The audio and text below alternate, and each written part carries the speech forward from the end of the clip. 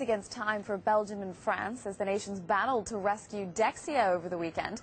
Now Belgium's finance minister has announced that the government will buy the troubled bank's Belgian consumer unit for €4 billion. Nicole Itano has the details. So the bank's going to be broken up by the looks of it. Why the rush to get this done? Well, this is a real concrete symbol that the European debt crisis has now moved from the periphery to the core. And we had those pledges last week from the governments of Belgium and France saying that they were going to ensure the stability of Dexia. They weren't going to let anyone lose or let any people who were borrowed from this bank lose money. But they were racing to try to get some sort of concrete plan in place before the markets opened today. Because remember, they froze trading of Dexia back on October 6th. Now, we don't actually know whether it's going to start trading again.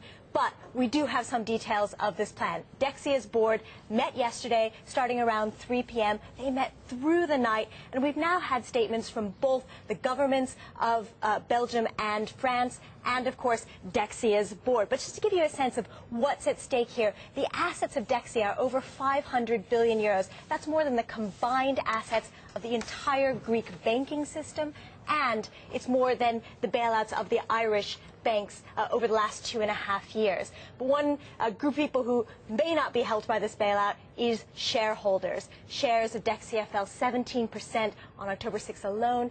They're down 42% last week. Of course, we're watching if they do start trading what happens to them today.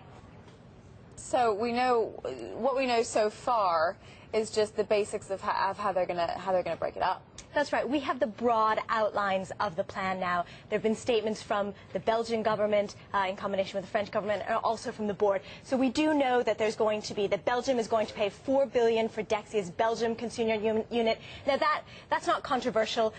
This is a cash, this is one of the better bits of Dexia. Right. We also know that there's going to be €90 billion of guarantees from France, Luxembourg and Belgium for 10 years. Dexia in a statement also just said that they could extend that. And then we also know this plan has to be approved by the European Union first. Okay, thank you very much, Nicole Itano.